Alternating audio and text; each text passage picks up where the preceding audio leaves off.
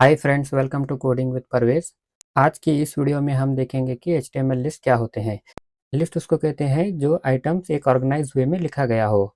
तो हम यहाँ पर एचटीएमएल में मेजरली दो टाइप के लिस्ट देखेंगे। एक जो होता है ऑर्डर्ड लिस्ट और एक जो होता है अनऑर्डर्ड लिस्ट। तो चलिए मैं आपको इसका बेसिक एक इंट्रोडक्शन दे देता हूँ। तो ये होते हैं ऑर्डर्ड लिस्ट। ऑर्डर्ड लिस्ट हम एचटीएमएल में इस तरह लिखेंगे कि ओएल टैग को यूज़ करेंगे, जिसका मतलब होता है ऑर्डर्ड लिस्ट। और यहाँ पर हम क्लोजिंग टैग लेंगे, इसके अंदर हम अपना लिस्ट आइटम ऐड करेंगे। एल का जो टैग होता है वो हम इसमें अपना आइटम मेंशन करेंगे। जैसा कि आप देख सकते हैं कि यहाँ पर हमने फर्स्ट आइटम, सेकंड आइटम और थर्ड आइटम यहाँ पर जो लिखा है वो आउटपुट में हमको विथ सीरियल नंबर के साथ नज़र आता है। ऑर्डर्ड लिस्ट हमेशा नंबर के साथ स्टार्ट होती है, जैसे 1, 2, 3। आप जैसे लिखते जाएंगे वैसा ये नंबर आप ऑटोमेटिकली ऐड करता जाएगा। अब नेक्स्ट आता है अनऑर्डर्ड लिस्ट। अनऑर्डर्ड लिस्ट आप देख सकते हैं कि यहाँ पर यूएल टैग का इस्तेमाल होता है। यूएल टैग और ओपनिंग टैग और क्लोजिंग टैग, यहाँ पर हम अपना लिस्ट का टैग ऐड करेंगे और यहाँ पर हम अपना आइटम लिखेंगे। तो आप यहाँ पर देख सकते हैं कि यहाँ पर हमने फर्स्ट आइटम, सेकंड आइटम और थर्ड आइटम लिखा हुआ है, लेकिन यहाँ पर हमें नंबर नज़र नहीं आता। ये जो होता है विदाउट नंबर के आता है। यहाँ पर हम इसका आइकॉन भी चेंज कर सकते हैं। ये होते हैं अनऑर्डर्ड लिस्ट। मैं आपको कोडिंग के थ्रू भी मैं दिखाता हूँ और इसका एग्जाम्पल भी मैं आपको दिखाऊंगा कि क्या होते हैं। तो यहाँ पर मैं आपको ऑर्डर्ड लिस्ट के एग्जाम्पल बताता हूँ। जैसे टू डू लिस्ट हो गया, जहाँ पर हम 1, 2, 3 नंबर डालकर अपनी टू डू लिस्ट तैयार कर सकते हैं। और जो नेक्स्ट एग्जांपल है वो steps to cooking rice. Rice को कैसे बनाएंगे इसके स्टेप्स है। जहाँ कहीं भी स्टेप्स की बारी आती है वहाँ पर ऑर्डर्ड लिस्ट यूज़ किया जाता है। जैसे ट्रैवल चेकलिस्ट और गोल्स अचीव करने के लिए स्टेप्स क्या हैं वो हम यहाँ पर देख सकते हैं। ये सब ऑर्डर्ड लिस्ट के अंदर आता है। तो अब चलिए देखते हैं कि अनऑर्डर्ड लिस्ट के एग्जांपल्स मैं आपको दिखाता हूँ। जैसे ग्रॉसरी लिस्ट हो गया, जैसे हमको क्या लाना है क्या नहीं लाना है ये हम यहाँ पर देख सकते हैं। जैसे फेवरेट फ्रूट्स हो गया, आपकी स्कूल सप्लाइज हो गया, स्कूल मटेरियल क्या चाहिए आपको वो हो गया। जैसे टाइप्स ऑफ मूवी, ये सभी अनऑर्डर्ड लिस्ट के अंदर आते हैं। जहाँ पर नंबरिंग की ज़रूरत नहीं होती वहाँ पर अनऑर्डर्ड लिस्ट इस्तेमाल किया जाता है। तो चलिए मैं आपको यहाँ पर एक कोडिंग के थ्रू भी बता देता हूँ कि इसका सिंटैक्स आपको कैसे लिखना है और इसको कैसे लाइव करना है। तो चलिए यहाँ पर हम एक फाइल बनाएंगे लिस्ट की, HTML। यहाँ पर हम अपना बॉयलर प्लेट लेंगे, इसको हम लाइव कर देंगे।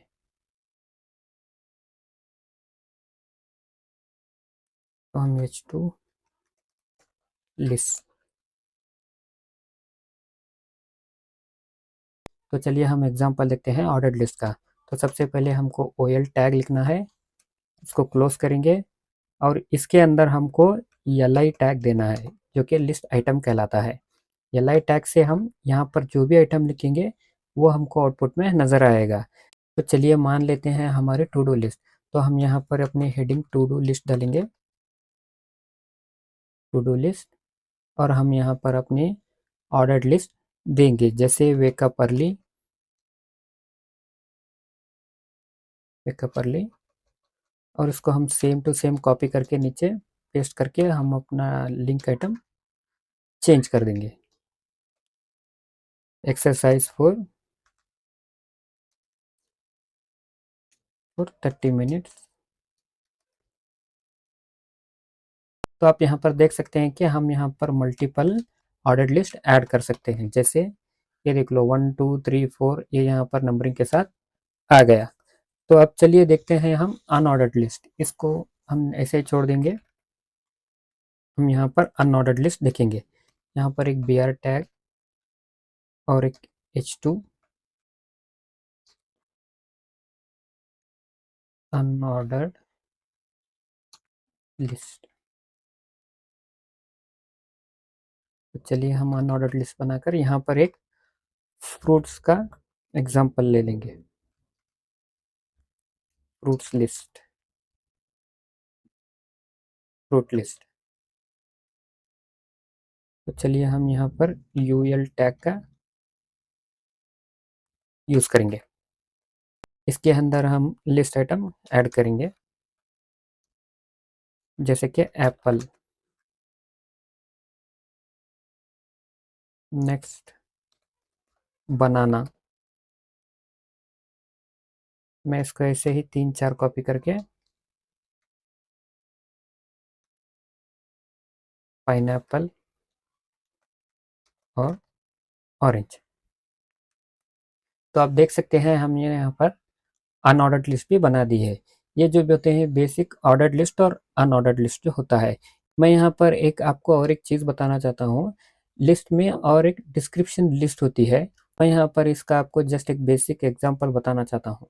तो आप यहाँ पर देख सकते हैं ये डिस्क्रिप्शन लिस्ट होती है, जो डीएल टैग का यूज़ होता है, और यहाँ पर डिस्क्रिप्शन टाइटल और यहाँ पर डिस्क्रिप्शन डेटा। जैसे आपने वेबसाइट में देखा है कि फ्रीक्वेंटली आस्क्ड क्वेश्चंस, जहाँ पर क्वेश्चन और आंसर दोनों भी दिया हुआ होता है, वहाँ पर हम ऐसी चीज़ यूज़ कर सकते हैं। चलिए अब इसको वाइंड अप करते हैं। कौन सी आपको लिस्ट कहाँ पर यूज़ करना है, मैं आपको इसके बारे में थोड़ा ब्रीफ बता देता हूँ। तो ये है हमारा यूज़ केस कंपैरिजन। ये लिस्ट टाइप आपका जो हो गया ऑर्डर्ड लिस्ट है। ऑर्डर्ड लिस्ट आपको ऐसे लिखना है, इसका सिंटैक्स हो गया, और इसका रियल लाइफ एग्जांपल जो होता है steps to make a cup of tea. चाय को कैसे बनाएं, ये आप देख सकते हैं कि स्टेप बाय स्टेप आपको ऐड करते जाना है। स्टेप 1, स्टेप 2, स्टेप 3, स्टेप 4, ऐसी चीज़ों के लिए आप ऑर्डर्ड लिस्ट यूज़ कर सकते हैं। Use cases, use when ordered और sequence of item is important. जहाँ पर सीक्वेंस ज़रूरी है वहाँ पर आपको ऑर्डर्ड लिस्ट यूज़ करना है। कहाँ पर इसका आपको बेस्ट यूज़ कर सकते हैं, जहाँ पर स्टेप्स, रैंकिंग, इंस्ट्रक्शन और प्रायोरिटीज, टाइमलाइंस, यहाँ पर आप इसको बिल्कुल भी यूज़ कर सकते हैं।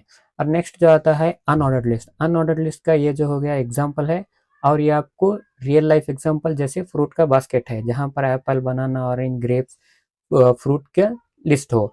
और इसका यूज़ केसेस आपको जहाँ पर सीक्वेंस इंपॉर्टेंट नहीं है वहाँ पर आप इसका यूज़ कर सकते हैं। जहाँ पर एप्पल, बनाना जैसे स्टेप वाइज तो नहीं है, लेकिन ये लिस्ट आइटम्स है, इसको आप आगे पीछे भी लिखेंगे तो कुछ फ़र्क नहीं पड़ेगा, वहाँ पर आपको अनऑर्डर्ड लिस्ट यूज़ करना है।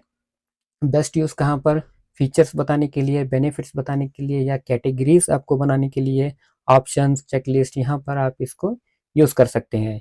नेक्स्ट जो बात आती है डिस्क्रिप्शन लिस्ट की। डिस्क्रिप्शन लिस्ट जो होती है ये इसका सिंटैक्स है, और यहाँ ये इसका real life example glossary in dictionary. जैसे कि आप ऊपर हेडिंग और नीचे टाइटल जैसे डिक्शनरी में वर्ड का जो मीनिंग होता है वो आप यहाँ पर देख सकते हैं, और आपको फ्रिक्वेंटली आस्क्ड क्वेश्चंस में भी इसको यूज़ कर सकते हैं, जैसे कि वेबसाइट पे दिया हुआ होता है, जहाँ पर क्वेश्चन और आंसर साथ में दिया हुआ होता है। और इसका use case, use when you want to define terms and describe them. जहाँ पर आपको एक टर्म देकर डिस्क्राइब करना पड़ता है वहाँ पर आप यूज़ कर सकते हैं।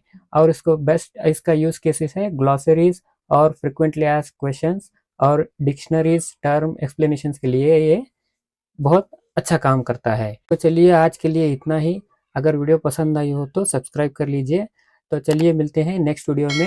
Thank you for watching.